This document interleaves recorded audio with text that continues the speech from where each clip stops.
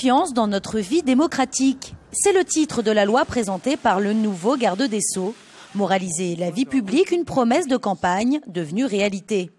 Il ne s'agit plus de se prononcer sur tel ou tel comportement individuel. Le véritable enjeu est d'adopter une démarche globale de nature à restaurer la confiance des citoyens dans l'action publique.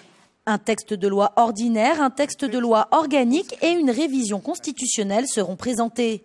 François Bayrou propose plusieurs réformes institutionnelles. La suppression de la Cour de justice de la République, la fin de l'entrée automatique des anciens présidents au Conseil constitutionnel, l'interdiction de cumuler plus de 3 mandats consécutifs.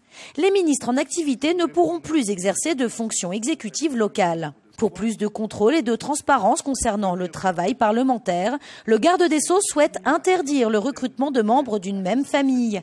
Supprimer la réserve parlementaire, les députés ou sénateurs qui bénéficiaient de ces subventions pour soutenir leur collectivité devront maintenant s'adresser au Fonds d'action pour les territoires et les projets d'intérêt général. Contrôler l'indemnité représentative de frais de mandat par la présentation de factures avec la vérification des déontologues des 2 chambres. Obligés au déport d'un vote, les parlementaires ne pourront pas participer au vote d'une loi si elle concerne un domaine sur lequel ils ont déclaré avoir des intérêts.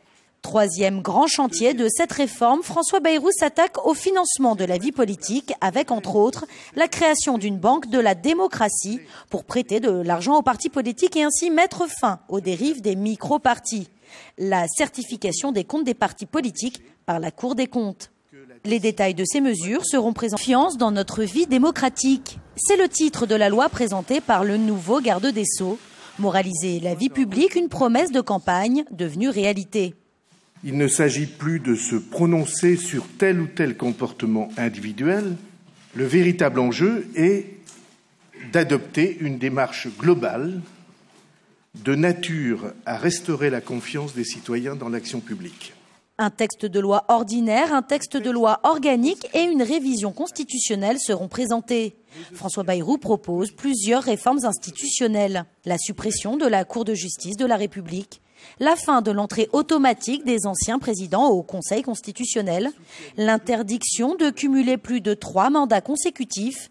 Les ministres en activité ne pourront plus exercer de fonctions exécutives locales. Pour plus de contrôle et de transparence concernant le travail parlementaire, le garde des Sceaux souhaite interdire le recrutement de membres d'une même famille. Supprimer la réserve parlementaire, les députés ou sénateurs qui bénéficiaient de ces subventions pour soutenir leur collectivité devront maintenant s'adresser au Fonds d'action pour les territoires et les projets d'intérêt général. Contrôler l'indemnité représentative de frais de mandat par la présentation de factures avec la vérification des déontologues des 2 chambres. Obligés au déport d'un vote, les parlementaires ne pourront pas participer au vote d'une loi si elle concerne un domaine sur lequel ils ont déclaré avoir des intérêts.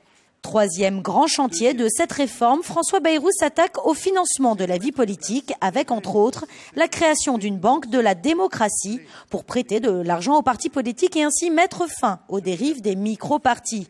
La certification des comptes des partis politiques par la Cour des comptes. Les détails de ces mesures seront présentés.